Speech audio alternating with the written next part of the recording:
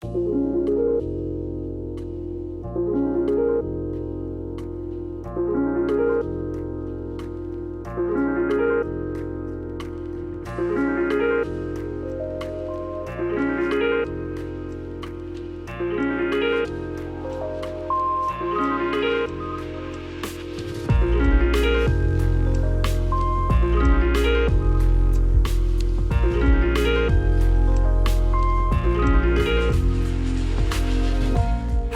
and welcome to episode 114 of the Noclip podcast. It's me, Danny O'Dwyer. My actual name this week. Frank Howley, how are you doing, my friend? I'm doing really great. I'm happy. He's happy. I love it. Jeremy, are you happy? Are you sad? What emotion are you right now at this very moment? I'm the emotion of wonderful. I'm feeling wonderful today. Wonderful. Is that an emotion? I hope it is. It feels good. It is now. It's like a Wonka-like emotion. It's the emotion you feel when you walk into a magical candy shop. Right, the wonder. Yeah. Remember when you were a child and you had that all the time? Every time you walked into a candy shop or a theme park or a strip club, just always just wonder washing over you, as well as lots of other emotions. Yeah, absolutely. Those are all the places I would frequent as a child. The penny candy store, the penny strip club. You know, back in the day, everything cost a penny. I was tweeting pictures of my high school, last night because I was remarking on. I went on Twitch and there was somebody dressed up in what looked like a school uniform, and I was like, "Oh, that's weird. I wonder, are they streaming before they do school?"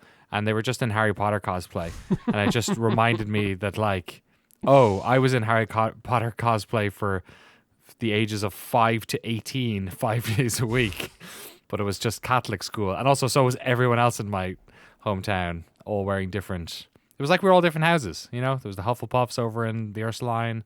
De La Salle was Slytherin. I don't know. Do you remember any good spells? Like, could you bust one out for us, or? Yeah, how to roll a joint, I think. Probably. That's a good one. I got that one too. That's a good spell. I went to public magic school, but we had a good joint rolling program. How to use. I could magically open other people's lockers because there was only like 5 different keys. You know what I mean? Like they didn't make that many the padlocks they sold every child was it was one of 5. So you had a 20% chance of breaking into someone else's locker and then just pouring mayonnaise all over it or something. I think the Avada Kedavra of my high school was people would dump out the contents of your backpack and turn it inside out. Oh yeah. And then put everything back inside and zip it up inside out. Absolutely. Yeah. At least, God, I'm so glad that like crossed geographical boundaries. Yeah. Like that is, the other one we used to do was, and this that used to always happen to the younger kids, and also this one did, where we had a really long lunch break. It was like a 90-minute lunch break, and they would all the kids would like leave their backpacks in like one of the rooms, and so you just like make like a rat king out of the backpacks. You'd like untap and just and then you'd watch right for the first kid to come back and get his bag out of it and pull the backpack, and they all come, and you're just like, "Way!" That's awesome. There was the in the canteen, there was the vinegar and the salt for when lads got their chips and their sausages, and you'd slightly unscrew the salt or vinegar and they'd dump it. I would just fucking dump out like salt all over their stuff. And then did you guys have we had these ceilings at our school that were like the big tiles, kind of like an office building. They're kind of soft, like a slightly like porous. Here, is it? Like white office tile. Yeah, it's like they're fire retardant basically, aren't they? Yeah, something like that. That's the whole thing. Yeah. So we would someone would yell, "Put it up," and a bunch of people would take their sharpened pencils and throw them up, and they would stick into the ceiling. And so there was you could tell how much a teacher had been fucked with by the amount of pencils that were stuck into the ceiling, because the ceilings were pretty high. Like you had to get a ladder to get it down, obviously, or like a broom at least. Wow. So yeah, our school was like maybe 200 years old or something. The building was, so we didn't have any of that, but our equivalent was sometimes you just, you know, like you said, the teachers who were kind of getting fucked with a bit. One of the things they used to do is just like throw a fucking orange against the wall, like as hard as you can. Just like fucking lob it at this like concrete wall. And so you'd get like, some of the rooms had like weird mold growing on the walls, and it was because it was like speckled concrete, so with lots of indentations and stuff, you know. So yeah, I used to do that. There was Brother Anthony, we used to do that too. He was not the most vigilant of of because our school had a bunch of teachers sleeping in it because it was a De La Salle. They were like an order of brotherly men, religious men who lived there. So, just your normal situation. Anyway, enough about school. We're here to talk about some video games today. You've Ding Ding classes in session, and you're here to talk about, or you're here to listen to us talk about games such as Atomic Heart, Like a Dragon Ishin, Psychonauts 2, and also we're going to talk a little bit about PsychOdyssey again, the Double Fine series, because since the last time we talked, both myself and Jeremy have finished it, all 21 hours and 31 episodes. Although I did skip the Amnesia Fortnite one. Oh, really? So this is not in the documentary, so this is not spoiler territory for anyone listening. One of the Amnesia Fortnite prototypes, I looked up footage of it because there's one that's like live action with puppets, so I wanted to see a full playthrough of it, or like at least piece through it. And in the live action footage, there's one of the puppets is holding a clipboard, and the clipboard has a Noclip sticker on it. So we made it. Like our actual sticker, like yeah, us. Yeah. Oh my god, that's awesome! Also, let's sue Microsoft. It's the only way to fund this project. This is our fucking. This is it. This is our payday. I took a screenshot. I'll send it to you guys. Oh, that's so cool! I had no idea. That's rad. I have to watch now. I feel bad for not watching it. You're the only one that referenced Noclip. You just skipped right over. I know, right? If you're a fan of that, by the way, we also are going to have a bonus podcast. If not this week, then maybe next week. It might take a little while to edit. We might not get it out before the weekend. Where 3 of the the 2-player productions people are going to come on and talk to us all about it. So I'm very excited about that. So we're doing that later this week. That should be a lot of fun. But first of all, let's talk about big old Russian video games. Atomic Heart came out, and Atomic Heart is just the weirdest thing, and I really like that it's weird. I am not that far. I'm like maybe 4 hours in. Frank, you've also played it. How far are you, and what is your initial experience of the first-person madness of Atomic Heart been? I have only checked out the first hour, which is that like opening set piece where you're walking through everything. And like I'm coming into it, like I talk a lot. My mom is Russian, so I am very Russian. And like I just adored looking at every detail, interacting with NPCs, seeing if I could read stuff and listen to stuff.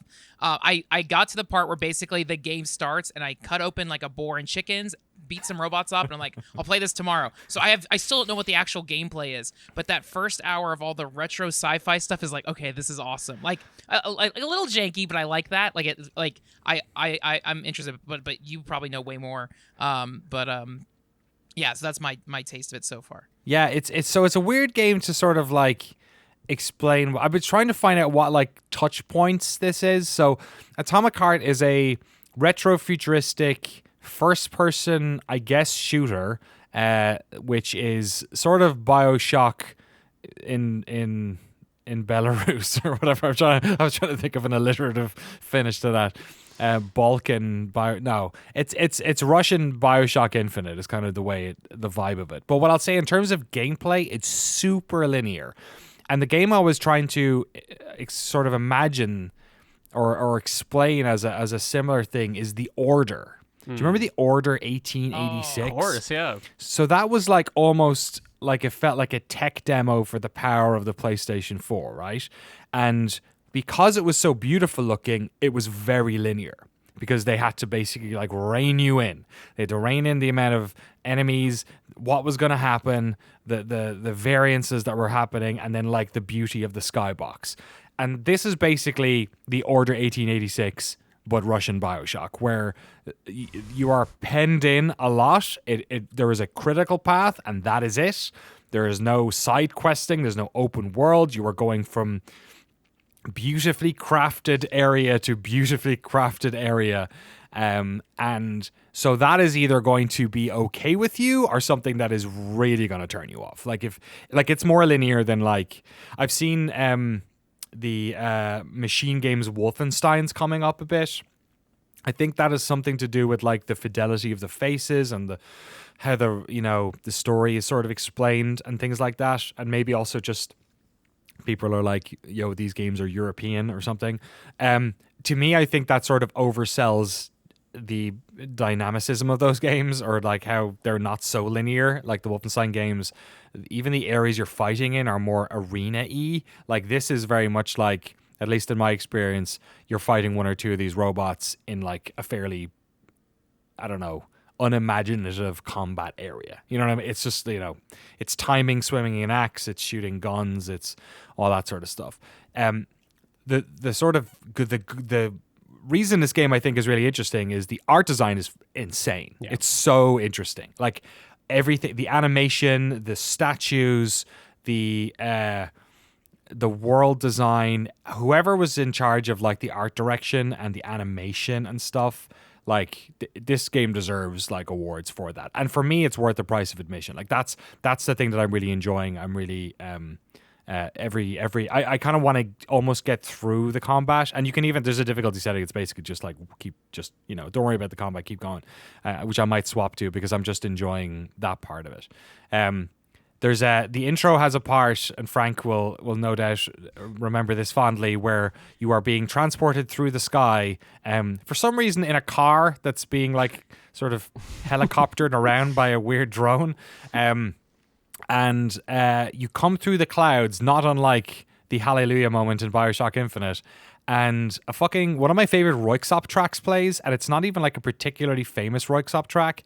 It's from their album Senior, and it's like track 8 or something.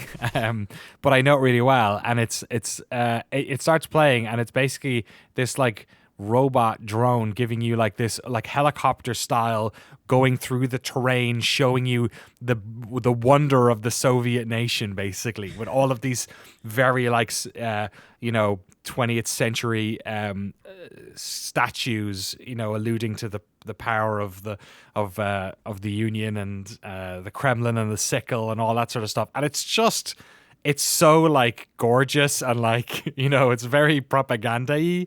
And we might get into the politics of this whole thing in a little bit, but that intro is good. The one thing, and I'm interested in what Frank thinks about this, that is complete dog shit is the script and the voice acting. Oh. So I played this all in Russian. Oh, nice! Yeah, I've heard a lot of people doing that. I was like, this is awesome. And what's nice, because like my like fidelity with Russian language is I can listen and understand most of it. I cannot read it or even speak it very well, but it felt very authentic. Actually, it's like Half-Life. You're just on a boat for like 40 minutes, and then you get off and walk around. It very linear. But it was like, this is so cool. There's vendors and like hearing everything. So in terms of the Russian like voice acting, it seemed like it was fine. I did not hear what it felt like in English. But yeah. Yeah. I feel like I need to. I turned it on a bit and then was kind of like, oh, this is better because it might obfuscate how bad the writing is, or how, and also the writing is like, it's just a lot. It's very, I don't know how to explain it. It's crude and sort of American action movie-ish, which feels like it's in complete conflict with the beauty of this world. Like, it just seems like, imagine watching Metropolis, but it was like, I don't know, Samuel L. Jackson or something. You know what I mean? Like, it's just, or Bruce Willis, or I don't know why I was thinking about Unbreakable last night, so that's all that's in my head. Yeah. You know what I mean? Or like Jean-Claude Van Damme. You know what I mean? That's probably more of an accurate one, where it's it feels tonally in conflict with it. Like in a way, it's nice because it means the game's not taking itself too seriously, which was something that was labored against Infinite, maybe. But it feels like a bro-y action guy stuck in a sort of a maybe more beautiful world or something. Yeah, there was the clip going around of them calling another side character a crispy critter, and I watched it like 5 times. It was hypnotically bad. It reminded me of, I don't know if this is the case or not, but there was a German exchange student in my high school, and he spoke English very well, but occasionally there'd be like a little turn of phrase that he would utter in sort of just like a little bit abstracted from the way that it would normally be said. So we were all hanging out one time, and he was like, "Why are we not eating ice cream?" And we were all like, "I don't know, dude, why aren't we eating ice cream? Like, do you want to get ice cream? Is that what you're saying?" And that was the vibe I got for the crispy critters line. Yeah, I was trying to figure, is crispy critter something you've ever heard? Yeah, like kind of. I don't know. Is like, it? I like it seems Is it like a thing? I have heard the phrase crispy critter, but I could not tell you the context in which. I was when I heard him say it once or twice, and I was trying to think, is this like frack in Battlestar? You know what I mean? Where it's Yeah. like an in-lore curse word that you don't know about. Because I've always found those so hokey. Yeah. I'm looking up crispy critter. I need to see what comes up. Yeah. Okay. U.S. slang. Is it really? A person who has been badly burned. All right, that was a little darker than I expected it to be, but kind of exactly what I expected. Yeah. I don't know. That to me sounds like somebody in Cyprus or Russia or wherever the team member is, like, Googled American phrases or something. Yeah. Have you heard of crispy critter, Frank? I have. It sounds like something you would order at Disneyland. Like, let me get the crispy critters and some French, like chicken tenders. Like, let me get some crispy critters. Yeah, like Roadkill Cafe. Like, it sounds like something you get Yes. at like a novelty diner. Yes. Yeah, and the context it's used is like a derogatory term. Yeah. So that also doesn't necessarily, you're really burnt. It's Yeah. not like, so I don't know. I don't know. It's fine if it's just. Yeah, it did. Like, frack works in, it doesn't work, but it works more because it's not a word. Whereas like when it's a term, which maybe you just never came across it before, it's a bit weird, and especially if you can't get the context. I wonder if there is story context. Like, I wonder if the character he's talking to just was in a building that exploded or caught on fire or something. Like, maybe. No, I've heard him say it to the okay. fucking hand thing. So he has this robot in his hand, which like has like a Soviet star that opens up, and these like little fucking tentacles come out, and sometimes try and like have like computer sex with the robot that you use for upgrades attempts to sexually assault you. This game is very weird, and like I think it's overtly sexual in a way also that like there's a lot of like I don't know, the discourse around this game is very weird because obviously there's elements of like pro-Russia, anti-Ukraine in here, which some seem to be maybe more valid than others. It's weird. Like, I've seen, Reddit threads and Twitter posts about supposedly things that are in here which like actually maybe aren't that necessarily, but like there's enough of them that maybe there is some, and I don't know, this studio's based in Cyprus and maybe Gazprom funded them, but also like there's a lot of like anti-Kremlin sentiment in the West, especially in America, which sort of overloads onto all Russians. And so the whole thing is just like this, it's hard to parse any like feeling around it. But one of the things I've always felt about Americans with European media is like sex is so much more like normal, and like the sexualization of things is normal. And I think maybe that's also in conflict with sort of the more recent, past 10 years of how women are portrayed in games and stuff like that as well, right? So the game is like butting heads with a lot of things, I think, and it's hard to parse where intent is and where, culture is and all that sort of stuff. So at the moment, I'm just kind of like washing over. I'm just like, it's like when you play BioShock Infinite, I don't play BioShock Infinite and think that they're all like Randian. You know what I mean? Like that's not my. It might be Randy, but like I like, to me it's like it's a I don't think like Ken Levine is, or I don't know, but like I don't feel like they're trying to like sell me a political point of view or anything in BioShock Infinite. I think they're using it as a a story hook and then delving into it a little bit.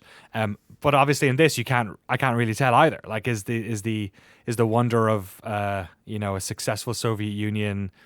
What is the intent of the developer in creating this? Is this, a dream? Is it propaganda? Is it making light of that? Is it using it just as the backdrop? It's so, there's so many layers of cultural artifice to get through to understand that I'm at the moment, I'm just picking up on stuff, but just trying to experience it, I guess.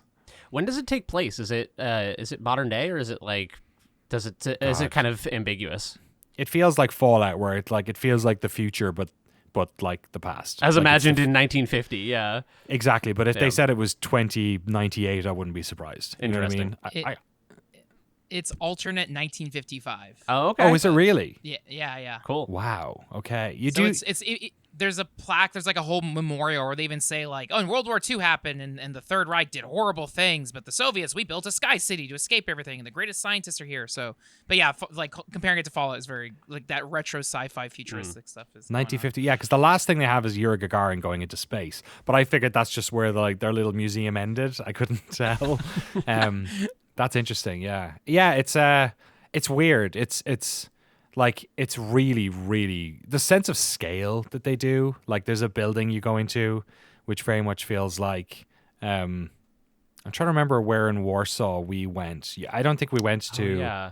Do you remember the Sister? What was it called? There's that building that's in the middle of town in Warsaw. Yeah. That was built by the Russians, and it was basically they call it the stepsister, right? Because there's the 3 sisters or 7 sisters. They have this exact building in a bunch of cities in Russia, and this is the only one that's outside of Russia in Poland, and it has that feeling of like just this massive. I don't know what. Era of architecture you'd call it, but just like a huge imposing building. Yeah. Like I feel like Russian architecture is like obviously it's so varied because like St. Petersburg and Moscow are so different, but like there is I feel like architecture as a piece of national celebration is something in Europe as well, and certainly in Russia. And this like when you're going into this building and it's just huge, like it feels huge, doesn't it, Frank? Yeah, and that's why I was like marveling this game. I was like, this is so sick. Like I love it. Do you love it? I really like as I was playing the opening, I really want to sit down with my mom and show her this game because again, specifically that opening, it like I spent my summers in Moscow and like the architecture, the building, like everything, like nothing is that different than how it was looked in the 50s. Like even the subways, like I mean that stuff's been around for hundreds of years. The only thing that's missing is like the streets in Russia are littered with thousands of cigarette butts.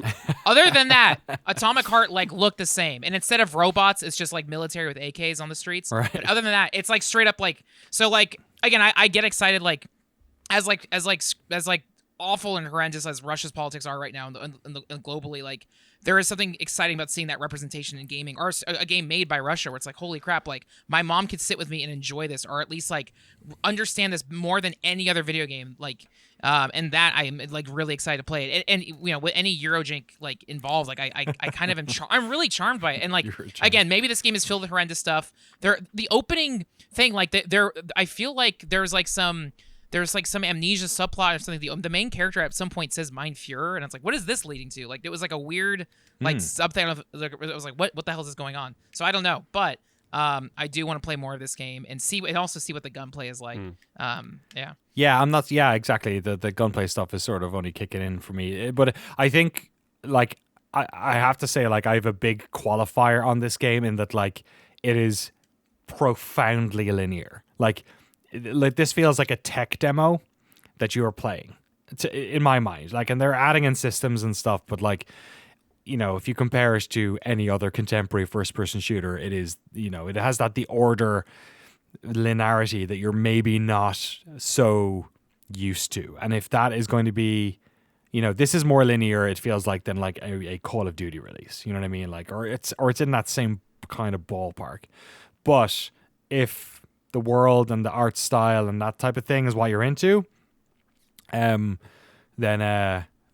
you know, maybe it's worth the cost of admission. I will say as well, it for a game that looks this good, it actually runs really well on my machine. I was surprised how well it ran. How have you fared that way, Frank? Yeah, I ran it on the Series X. The only time I noticed any lagness, again, just from the opening thing, was like when you're going up the elevator in that giant tower, the frames started dropping. Other than that, the opening looked really pretty. It looked really nice. Because they had to load that room with the sexy robots and the weird airplanes and stuff. Yeah. That was another one. They were saying that looked like the XPM in Ukraine, but I'm pretty sure she was Kremlin sympathetic. So it's like that's one of those situations where like, and also is that hairstyle pretty normal? Like that seems like a hairstyle that is like represented a lot in Eastern European lore. So it's like so hard. Every time I see one of these things, I'm like I have to like delve into them to see. It's like between this and Hogwarts, it's just fucking impossible to play any games. Yeah, and not have like the creators be maybe up to some shady shit, but.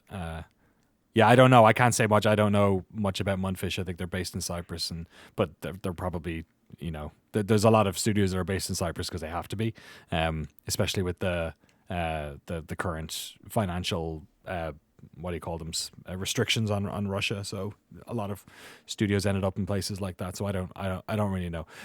Perhaps this time next week there might be more details on that as well. I don't have any clue. But yeah. Sorry, Frank. What were you gonna say?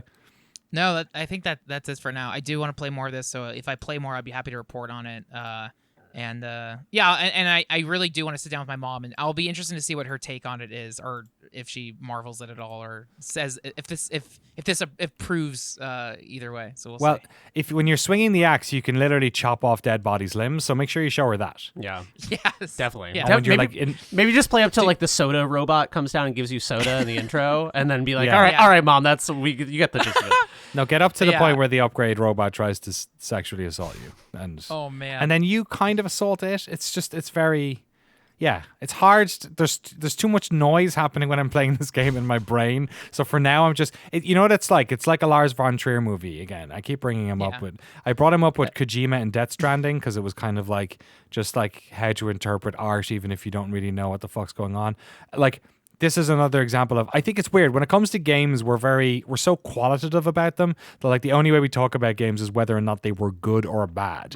And so good or bad also, it gets, you know, the story or narrative or thing that they were trying to put across gets boiled up in that as well. Whereas you can watch directors and movies who do things or think things or have their characters do things that you don't agree with or weird, but when you talk about the movie, it's how the movie made you feel, not whether or not you morally align with the view of the movie.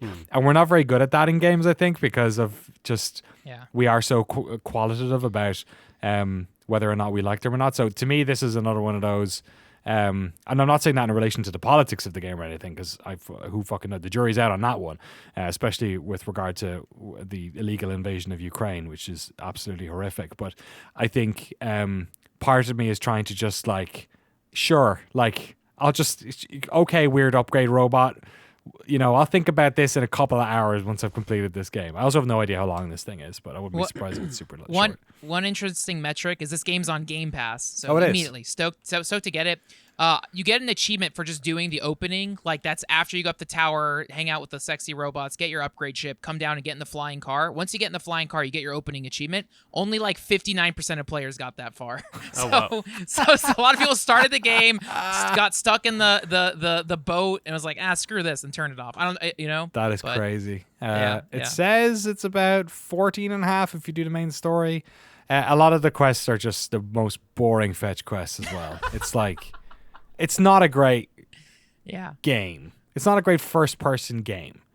But, you know, I don't know. It's like it's gonna have a really good art book. Let's say that. You know what I mean? It's like Scorn, you know, like people bounce off Scorn, but it's I actually was thinking that when I was looking at Atomic Heart, because I was like, I don't really want to play like a super linear shooter, but I do kind of want to just be a digital tourist in that world or something. I don't know. Yeah, I wonder if it was less linear, I feel like that'd be more appealing to me, because what I was thinking of was Dishonored 2 and how much time I just spent walking around levels in Dishonored 2, kind of like tinkering in someone else's apartment and like making sure they didn't find me in their kitchen and stuff. That's so fun. But if it's more linear, it feels more like a museum, like you're moving from exhibit to exhibit or something.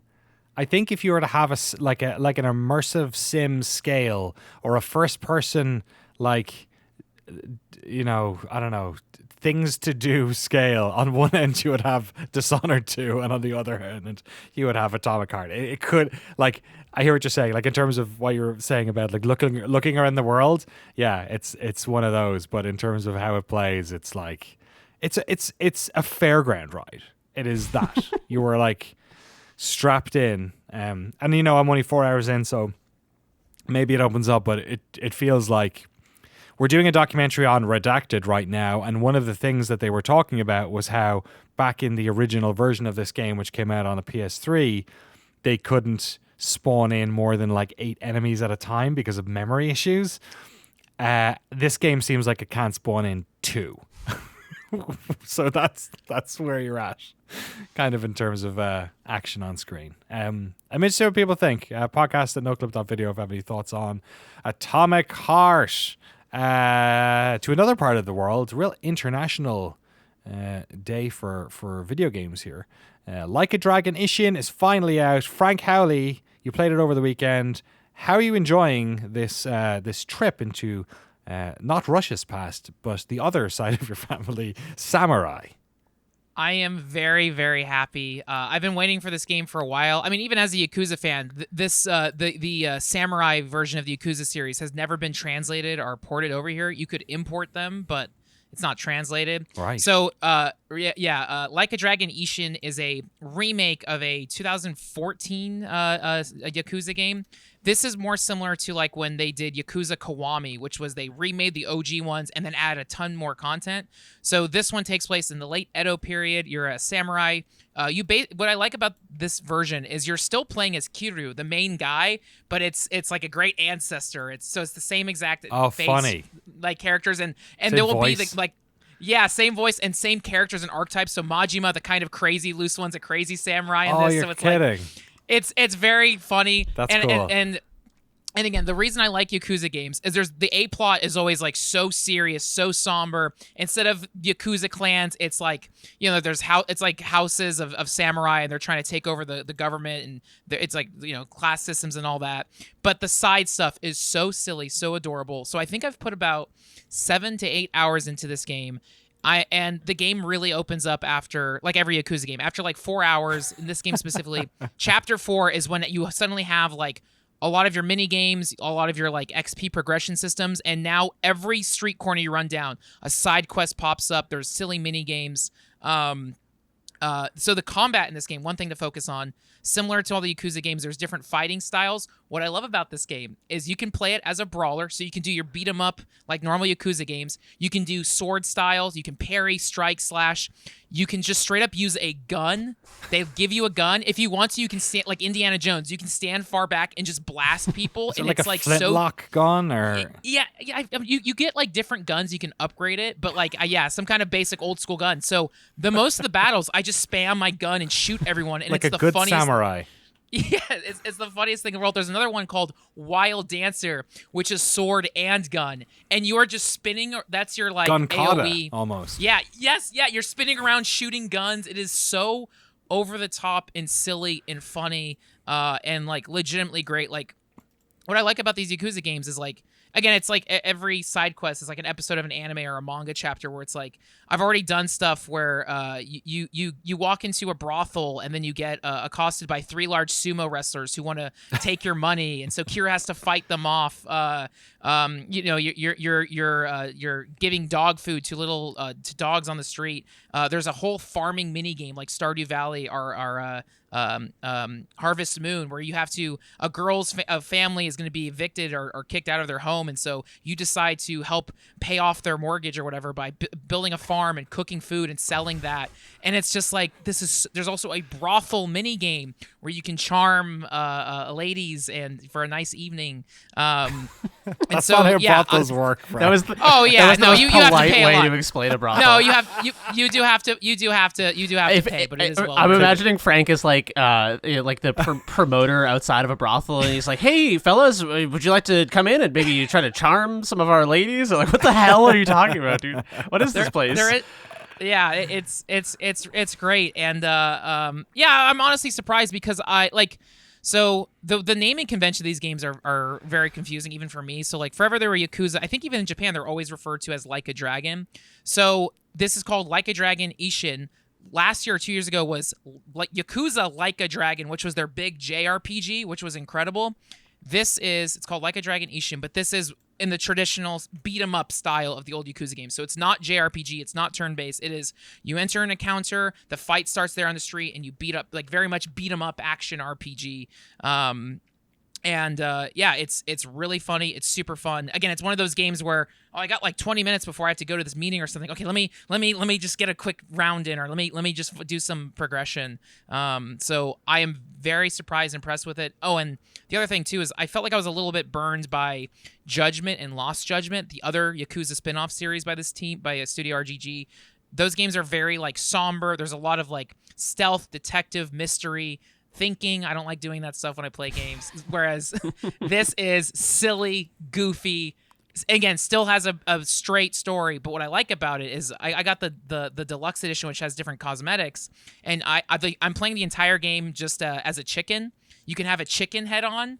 So everyone has these like there's these super intense dramatic cutscenes, and you are just a chicken, and everyone is talking to this It's like Dead Rising. When Yeah. you You Tony Hawk Pro Skater this game. Yes, and so it's like this is just tickling me. And again, it has that Sega charm. Everything is so fun. The mini games are great. Even the cooking mini games are like rhythm based. There's karaoke. There's dancing. It has all like the Yakuza tradition. So if you like Yakuza 0, which was very silly and again taking place in a faraway time period, the 80s, I really recommend this. It feels good. Also, it's I believe it's $60 for the base version, so it's not like a full $70 title, which is kind of nice. If you have not played any Yakuza games, if you like samurai stuff, like what was the Ghost of Tsushima? Ghost of Tsushima, yeah. Yeah, like this is an open world like that. Yakuza games kind of have like a one big central map, but so if you've never played a Yakuza game, you could totally start here. You could always start with Yakuza 0, which is also a good entry. But I fully endorse and recommend Ishin. And again, we're just getting started with the year, but like this is gonna be a nice game for me to travel to, have fun and goof around with. Yeah, there you go. I'm excited to dip in myself as well, maybe in a quieter part of the year. But I've slowly the Yakuza or Like a Dragon series, I guess. Like a Dragon, which came out in 2019 or 2020, 2021. That one, yeah, 2019 or 2020. Whenever that was, that one, that was the most I'd ever played of any one of those games. So, although since then we have done the Noclip, one of our Patreon podcasts was watching the movie, so I do know some of these characters. I know Majima. So you'll know Majima and Kiryu. In this, they have different names, but yeah, it's so like funny how kind of open and silly they are with it. Love it. Very, very cool. That is Like a Dragon Ishin. Thank you, Frank, for jumping in on that. I've been playing a game which I admitted last week I had not really played much of at all, but having completed a very long documentary about this game's development, I've actually decided that this is maybe the best way to play a video game, is to watch a 21-hour documentary about how it was made, because now I'm going through Psychonauts 2 and I'm having a blast, because it's just like seeing all the levels and seeing how they fix certain design challenges they had, and the ways in which the movement and the powers and the levels were designed. And yeah, I'm really enjoying Psychonauts 2. I think it's so much game. It's so much game. And when you watch the documentary and you see how long this game took to make and how many delays it had, and Tim trying to cram those bosses in while the studio is worried about crunching, you know what I mean? It's like when you sit down and play the game, you're like, oh, there's a lot of video game here. Maybe all this didn't need to be in here. I don't know. Maybe we could have cut some of this and gotten it out earlier. I don't know. I don't know how to make games. But it's a crazy ambitious game. Just how different every level is, the various like crazy systems that they have, and the psychic powers and how they work in different ways, how it like combines puzzling and platforming, how it just looks great, just looks beautiful in terms of its art direction, but also in terms of how it's rendered. The tech behind it is just superb. The sound design's excellent, and not unlike Atomic Heart, which, this is a very not linear game. This is like open areas all over the place. You're going exploring. Each level's got loads of hidden stuff in it. There's just so much game in here. But much like that game, Atomic Heart, I am one of the main motivators for me to play this game is seeing what crazy new level is just around the corner, and it's really incredible. Jeremy or Frank, you guys haven't played any since we talked, right? No. I after watching the doc though, I really want to. You're getting like the what's the style of restaurant where they cook right in front of you? You're getting like the Hana Japan is like one of those chains. What's it called? Tabashi. Come on, you've been playing Ishin, Frank. You should know this. Oh God, what's that called? I forget. I gotta look up. Hikabi or I can't remember. That was the closest guess though. Teppanyaki? No. Teppanyaki? No, shoot. I don't know. Hibachi. Hibachi. Hibachi. Okay. That's you're getting the hibachi experience where like you sit at a table and they cook your meal for 22 hours in front of you, and then you get to eat it. Just like sushi. You gotta cook over 22 hours. Exactly. Yeah. It takes a while.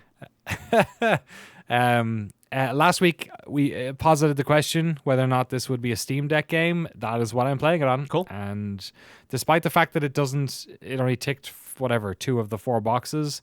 Maybe I had to like use a keyboard for a second to accept an EULA. I'm not quite sure. It runs completely perfectly on a deck. The controls are great. The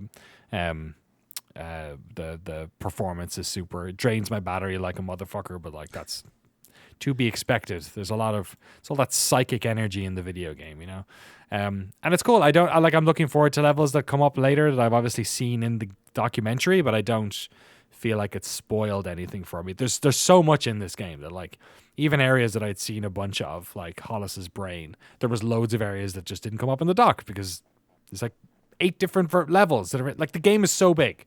Like I almost want to go back and rewatch the documentary and be like, no, but like that's the benefit of hindsight, right? It's like now you know what the game is, and when you're making a game, as you often say, Jeremy, you don't know what the thing is until you're done making it. So it's fascinating. I feel like I've learned more about game dev from watching this. This is like not a good endorsement of Noclip, but like I feel like I've learned a lot about game dev from watching that series. The more than any other like single thing I ever watched and did not make myself. Yeah, totally. It's the most I feel like I've learned about game dev other than trying to make games myself.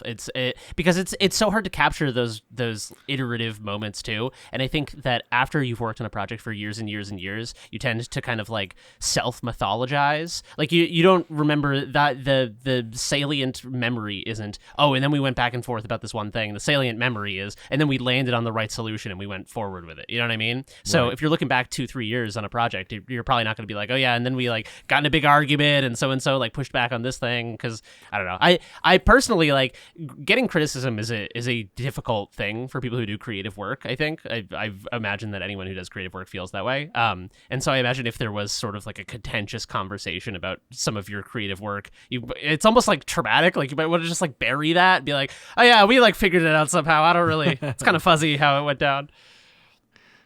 Well, we've sort of talked around it a little bit. Obviously, we talked a lot about it last week, so I don't want to get too crazy, especially as we're doing an interview with the 2-player people in a couple of days. But what was your, it's funny, we both sort of accidentally started watching it almost with the trepidation of it being so close to our work. And then both of us, in fact, ended up like mainlining the documentary for much of the next week. How did you find it? Like, what are some of your conclusions walking away from it? What were some of the parts that you enjoyed the most? Yeah, I thought it was like, okay, this is a weird comparison, but I mean this in the the most positive way you could possibly say this. Have you ever seen Gordon Ramsay's, the UK version of Gordon Ramsay's show? Not the American version where they do like the weird like violin stings to over dramatize everything, but the original UK version of Gordon Ramsay's show is one of the only like quote unquote reality television shows I like, because it is very obviously like there's a level of deceit in putting together a 20-minute episode of a television show. You have to like mythologize, you have to like shape the narrative and massage it a little bit, but it feels like in that show, the focus is on telling sort of like the human drama. It's not about like food, it's about people, right? And I feel like the Double Fine documentary in a weird way was like, it's the more authentic, true version of what, the thing that makes people attracted to reality shows is that like it's about this weird human drama that's going on underneath all these things. So what I thought when I think about a 20-hour documentary about the making of Psychonauts 2, in my head what I imagine that experience as is a very sort of like didactic, sterile kind of like, oh, and then we were doing the shaders, but the frame rate was like two frames too low or so, and instead it's like it is about making a game, but it's largely just about these people and like their role as craftspeople, how they work together, and I was stricken by how human the whole thing was, how much it was about these people and the things that they go through, and through the lens of them being people who do a very technical thing and a very creative thing. But it was just about like this group of people. It was like an ensemble piece about these people for 20 hours. It was just like incredibly human and compassionate rather than technical and didactic. Yeah, it's funny as well. I remember last week mentioning I wonder how technical they get with some of it, and they definitely like do more than they did in the opening episodes. Just in terms of like individual episodes, we'll jump into specific issues and how they solve them. But you're right, like the arc of the story is very much, it's about people. It's also about time. You know what I mean? Just because the amount of time we're talking about is crazy. I was at episode 7, and it came up to the point where Noclip started. Yeah. You know what I mean? And I was like, oh, Jesus. Like, we're like mid 2016 or late 2016. Like, oh my God. Like, everything we've ever made hasn't even started yet. Yeah. You know what I mean? And we're a third of the way or a quarter of the way through this story. It was crazy. I think the thing that, like, we talked about last week about how the more you make of something, the I guess harder it is to say that it's not real. Like, if you're making propaganda, you'd make a small amount. You wouldn't make a 21-hour series because it just, you can't bury reality in there. And I think what I'm interested from this whole thing is, like, when I step back, I think you could argue that Double Fine and maybe some of the people involved, like maybe Tim Schafer as well, come out of it looking maybe worse than when you went in. You know what I mean? Yeah. Like, I mean that. I don't mean that in saying, like, I'm not casting aspersions on Tim Schafer or the studio, but I think whenever you're a public figure or a brand or something, there is this, like, it's easy to be amazing in everyone's eyes.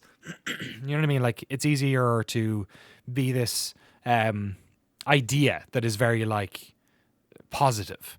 And it's also, easy to be negative. If you do something bad, everything swings the other way. But the sort of human, like, fragility and just the messiness of all of us as people, and the ways in which we are positive and the ways in which we are selfish, or the ways in which we create a good environment, and then the things that, nothing's perfect, right? And it's easy to look at studios or people as these, like, bastions of perfection. And this documentary is so, I don't know, it feels so authentic that at the end I walked away being like, oh yeah, like, Double Fine's not a perfect place to work either. It's like anywhere. It has its things that are amazing, and it's things that are bad, and it has conflicts. And there are people in this documentary who I agree with, who are on opposite ends of an argument about something. Like, the whole crunch thing they did that meeting was so fascinating, because the person who brought it up, who was crying, I, like, 100% was on their side. And then hearing some of the veterans talking about it from their perspective, I was like, oh, well, I can understand why you've come in with that perspective, because that's the sort of fire that you are cast in, and, like, you don't know any better for some of them. You know what I mean? Like, the guy who stays late every day complaining about what crunch is. And it's like, dude, you've been living crunch by choice, it sounds like, your entire life. Like, or like, what is crunch? Is crunch a sustained period of having to work a certain amount of hours? Is it this more, ethereal cultural thing where everyone wants to stay late to make the game better? So I guess you know what I mean? Like, that's what I loved about it, was that so often and not, especially in documentaries or reality TV, there are good guys and bad guys, and not many people in the middle who are just kind of trying their best or not trying their best, or are complex and weird. And that's what this is. It's all that. And it's over the course of years. So you really get to see how people change as well. Like, how their priorities change, how they work more or less when they have kids. And yeah, that's, I think, what I found really fascinating about it is, like, because I did question, in my head, because that's a big part of what we do, and what we were thinking about with the Secret Tape project we've been running in the background, of, like, how do we do stuff where we're embedded in studios in a way that we could afford, you know what I mean? Like, how do you make things that are authentic if you're getting paid to do it? And so I was coming in with this skepticism of, like, oh, how could this be real if they're part of the, story? But, like, it's so, Like they nailed it. It's so like real. I think it's really wonderful. Yeah, I think there's a huge amount of commitment to authenticity on the part of Double Fine to have, because Two Player they were incorporated by Double Fine at some point. They're like Double Fine employees, and they do other video stuff for Double Fine, I guess is what I gather.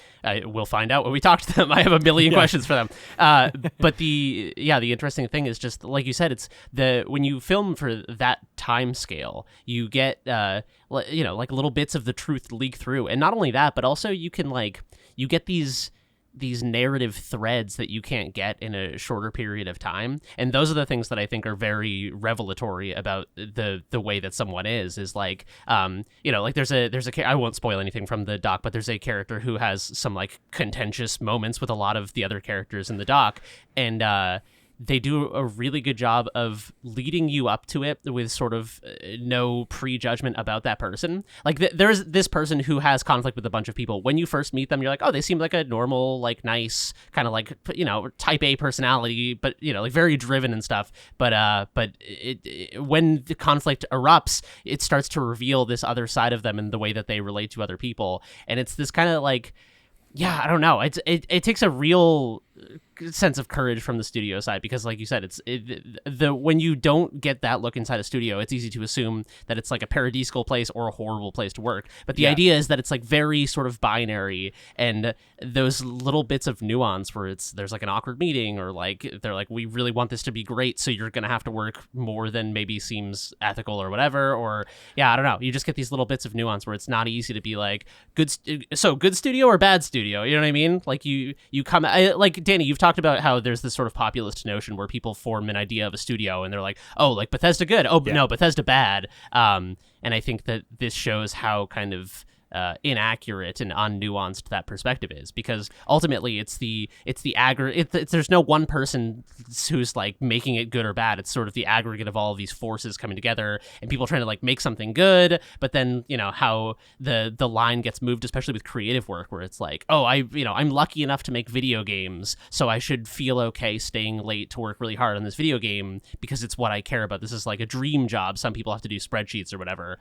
and I think it's easy to get into a position where you're exposing yourself to crunch or to unhealthy risk factors, but then you understand it from the studio side, because it's like you really do want to make something great when you're working on something you care about. So it's just incredibly like nuanced. The whole thing, nuance is the word that kept popping up into my head, and I think that's why this is one of my favorite documentaries I've ever watched. I think it's just like the scale of it makes it so profoundly honest, and it just feels like when you watch this for 21, 22 hours, whatever it is, it feels like there's nowhere to hide in that runtime, because you see so much of people, and it's like no one can be performative and on for 7 years. You know what I mean? Yeah, exactly. It was funny. I was thinking about stories that I wish were told like this. And it's funny because the one that came to mind was the story of Giant Bomb, where similar to, and I've rung that bell a couple of times, like you mentioned, that like I think there are good guys and bad guys in like the games, games culture zeitgeist, right? Where like EA are bad and Activision's bad, and like some of this is like rooted in truth. Don't get me. I'm not, I'm not saying it, but I'm just saying like you basically have characters. It's like games development is a telenovela. You know what I mean? And there are different characters, and we know who Todd Howard is in that play, and we know who Jeff Keighley is in that play, and we know who Mick Gordon is now. You know what I mean? Everyone has their arcs, and you end up. And actually, the Marty Stratton Mick Gordon situation, I would love to see the Two-Player Productions version of that, because I feel like that's where, like, and I don't know anything about that situation, and I'm assuming, who knows, but like you said, like it's one of the things that has frustrated me the most about the way we talk about people in games and game studios. It is this super refined, reductive, soap opera version of reality. It was the thing that struck me the most when I went to game studios when I was at GameSpot was, oh, that whole way we talk about games, even the smartest people, even some of the smartest journalists, even some of the smartest like game commentators, they're sort of like operating off of like a bad playbook. Like they don't actually know. Like the people who do know are the people in the studios, and actually the conversations that we all have and have had for decades about studios and all that sort of stuff, a lot of it's just bullshit. A lot of it's just not actually true. But fighting against that's like almost impossible, because it's basically telling people that like their favorite celebrity is an asshole, or a celebrity they didn't like is maybe not as nice or whatever. Maybe not as defined as that, but like that things are complicated and weird.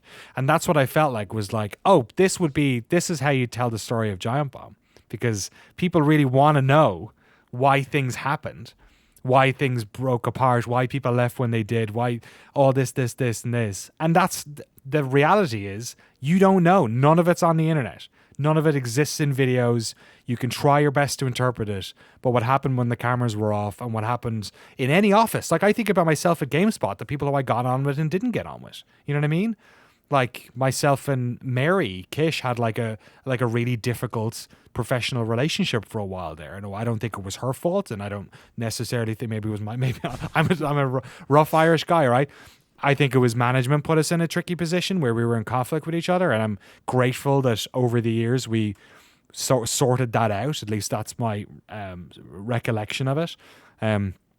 But like those things are complicated and weird, and it's like you said, it's when people are in offices together, especially over long periods of time, it starts to become like family, and families get weird because there's vulnerabilities and there's agendas, or there's vendettas, or there's grossness, there's like relationship detritus that you've never cleaned up, and it festers and it gets worse. And then if you're in a business situation, add the pressure of money on top of that, add the pressure of having a kid, having to move. In my case, it was my visa, right? Nobody thought about that probably, but every decision I had to make was based on that, just like the guillotine hanging above my head.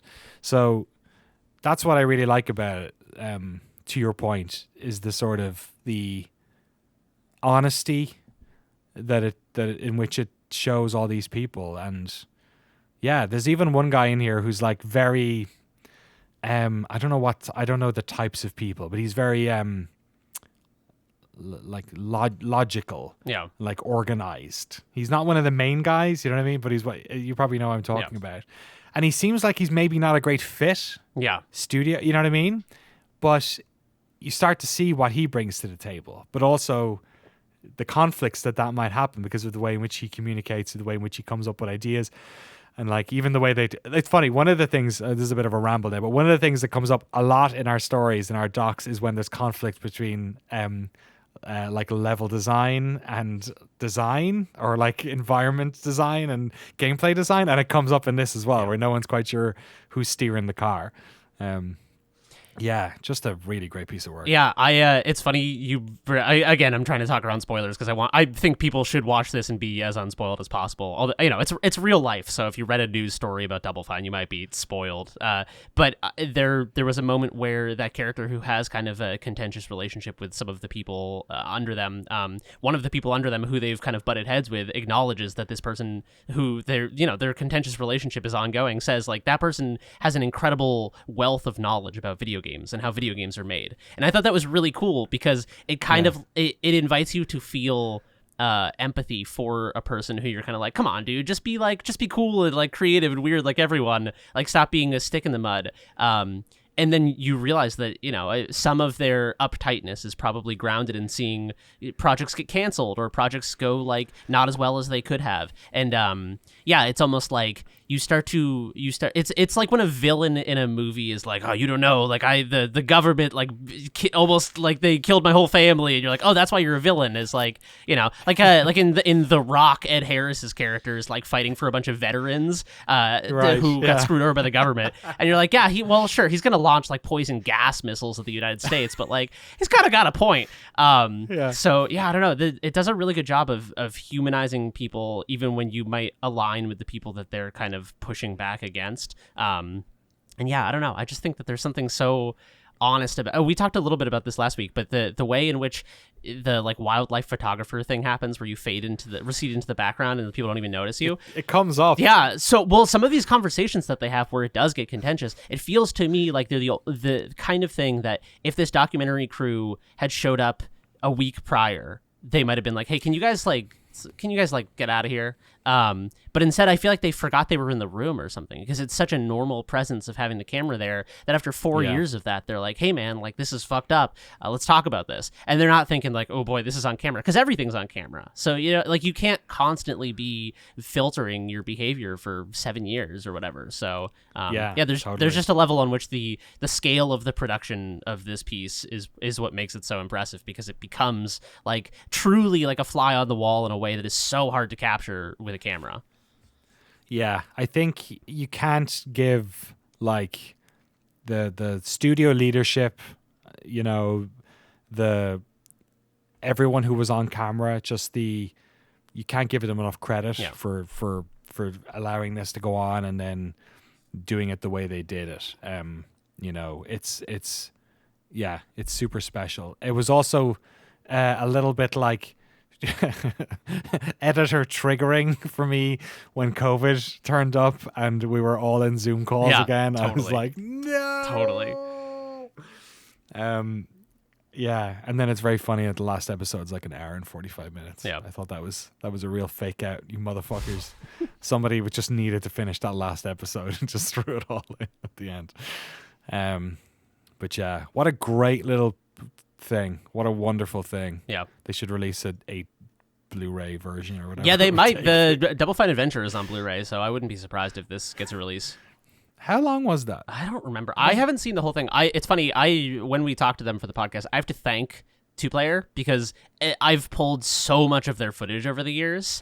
Anytime I've cut anything that is even remotely related to Double Fine, it's just been it's like we did a Tim Schafer video, as we mentioned, like a couple of years back, and it was just, you know, I watched most of Double Fine Adventure because of stuff I've edited, because I pull footage from it and then I'm like just end up watching it like in Premiere in the clip viewer.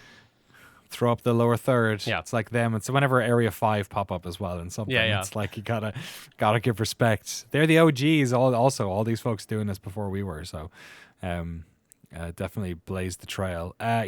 Look, Double Fine PsychOdyssey. Give it a couple of episodes and you might be like me and Jeremy and just find 21 hours you didn't know you had.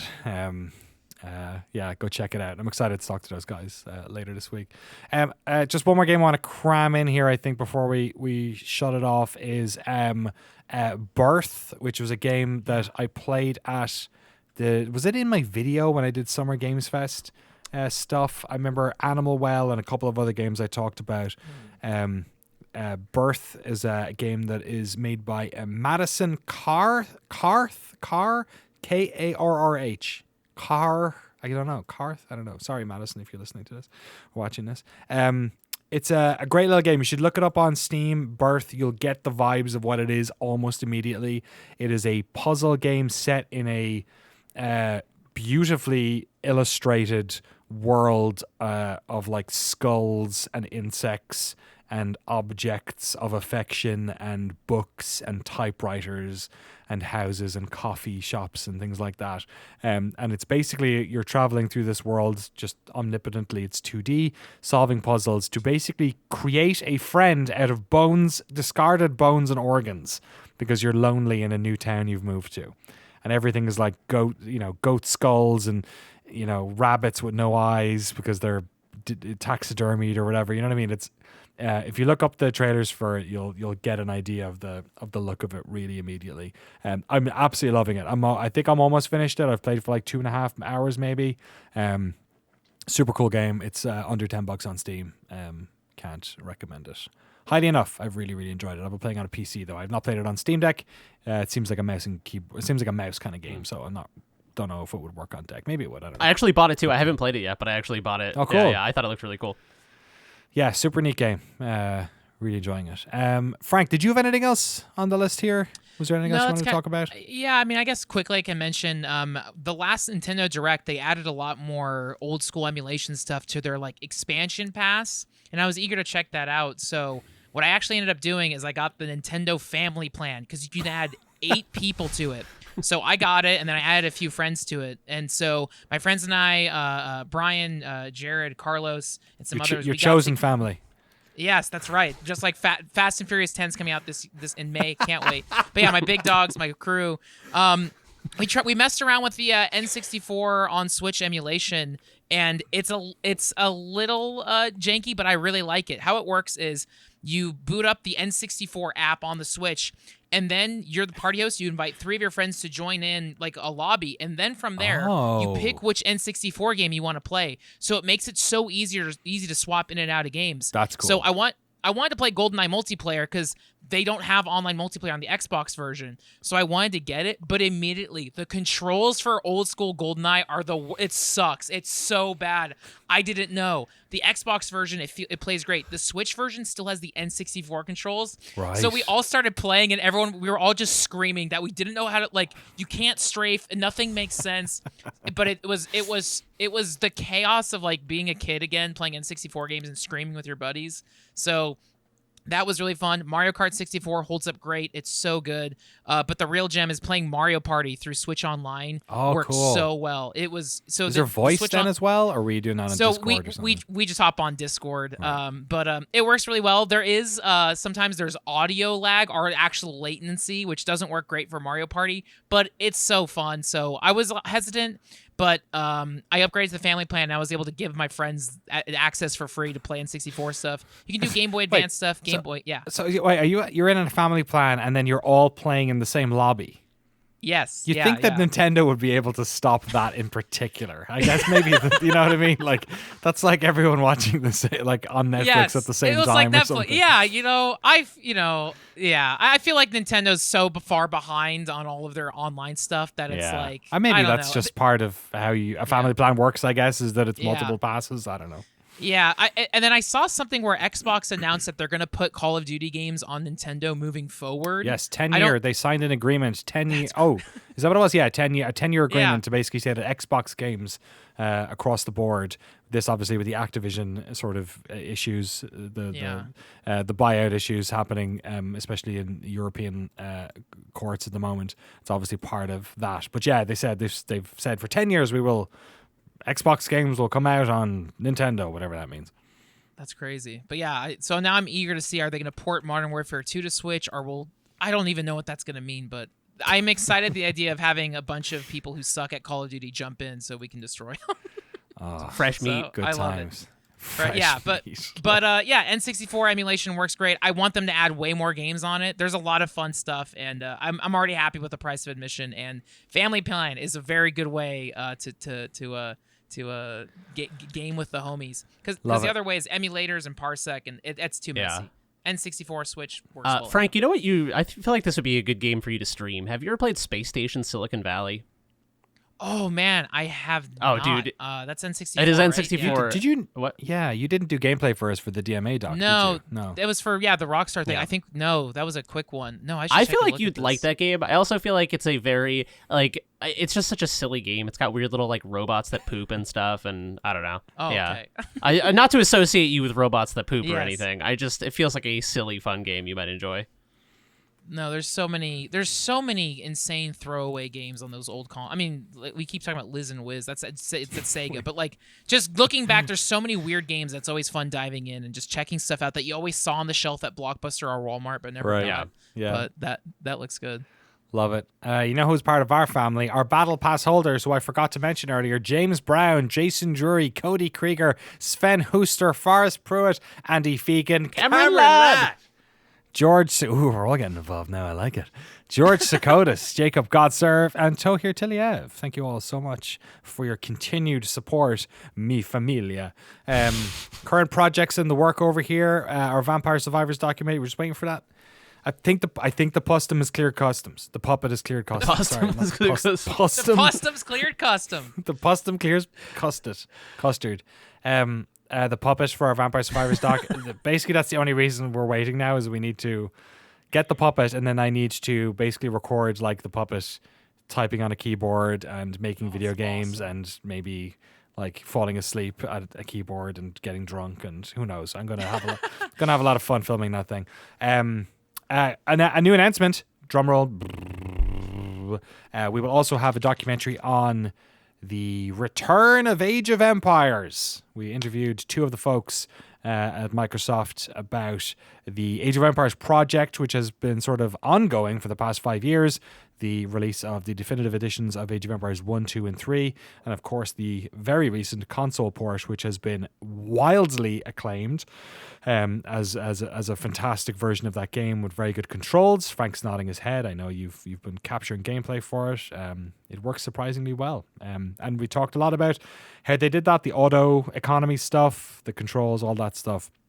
So we will have a video on Noclip in the next couple of months. It's behind a couple of other projects, all about that, which should be cool. So Age of Empires was consistently a bridesmaid in the Noclip greatest hits. So we don't have a document. It's not a documentary on old Age of Empires 2, but I've done the interviews. It feels very much like a documentary about old Age of Empires games. So I think people will really dig it. So I'm excited to get that one out. We will be announcing Redacted next week, so that's good. So that's the big studio project that we've been working on as a team for the past month or so. Jeremy did an awesome job on this big old edit, and I'm just basically sticking some voice work and other bits and bobs in there to wrap it up. Excited to get that out. It's first big game we've had in a while as well, so it should be pretty exciting. And first in a studio we've had since Crystal. Yeah. So yeah, it's a good one. Cool. There's a lot of things I'm excited to talk about for like little anecdote bits that I want to mention on the podcast from that doc, but I will hold off until it is announced. Yes, if you liked our Demon Souls documentary about a remake of a Sony game, you might also like this. I don't know. It's not Final Fantasy, I'll say that, because that just came into my mind. It's a game that's having a little bit of a moment in the zeitgeist at the moment, let's say. And if you can't get it from that, then fucking, you've not played it. So I'm looking forward to that. It'll probably be the last documentary of the month, maybe. We'll have to... Okay, now I'm just doing too much. We've also got it. We'll have a couple of things hitting crew. My PSVR, I just got an email saying it arrived at the PO box, so I'm going to go pick that up. Try and get a video out about that ASAP, and we'll also probably have a video on crew about Ishin as well, which I think me and Frank are going to record. When did we say? Later today? I could do it. I think I have a good save file to show off some silly side quests. All right. Let's do it later today. That'll be fun. Okay, and that's it. If you'd like to support the podcast, fund our documentaries and get access to bonus episodes, the official Discord, and loads of videos, lads. Loads of them. Head over to patreon.com/noclip. We'll be doing a big funding drive next month alongside our tape selection here. I started recording more tapes, and then one of the VCRs broke. So I've been fixing it. So I've been learning how to fix VCRs as well. It's all happening here, and we'll have a video on another video on Stunt Derby as well. A lot of people asking for their keys, which is good, so appreciate it. And that's it. Jeremy, what are you doing for the rest of your day? Oh man, I've been working on a little action RPG prototype, and in 30 seconds, let me give you the interesting beat of it. I basically have a script that tracks how many frames have passed since an attack starts or any action starts. And so what I've created is a system of a bunch of like easily tweakable parameters for like, it's 10 frames of wind up after you hit the button, and then like 20 frames of dashing at this speed towards your target, and then like 30 frames of the attack collider is active, and then like 10 frames of cooldown. So every action I've been designing in this little action RPG prototype is very precisely controlled, which is really cool, because then I can like, those are easily tweakable for like different weapon types or different like stat driven things, like, more heavy weapon, but more strength goes faster or whatever. But it's been really fun to just kind of like tweak the little parameters and see if I can make it feel good. It feels very, I don't know. It's fun. Feels like I'm doing the game design work, like, not just tinkering, but actually like figuring out how to make it feel like a good game. So you can hard code those iframes. Yeah, and stuff. exactly. That's rad. Frank, what are you up to for the rest of your day, apart from maybe playing Ishin with me? Yeah, I mean, comics, probably later, playing Fortnite and watching Hamtaro, the usual Wednesday night. Ham ha, Frank. Oh, yeah. Ham ha, dude. Ham ha. Ham ha. Ham ha to all of you listening to the podcast. Thank you so much for spending an hour or so with us today. We'll talk to you next time. Bye.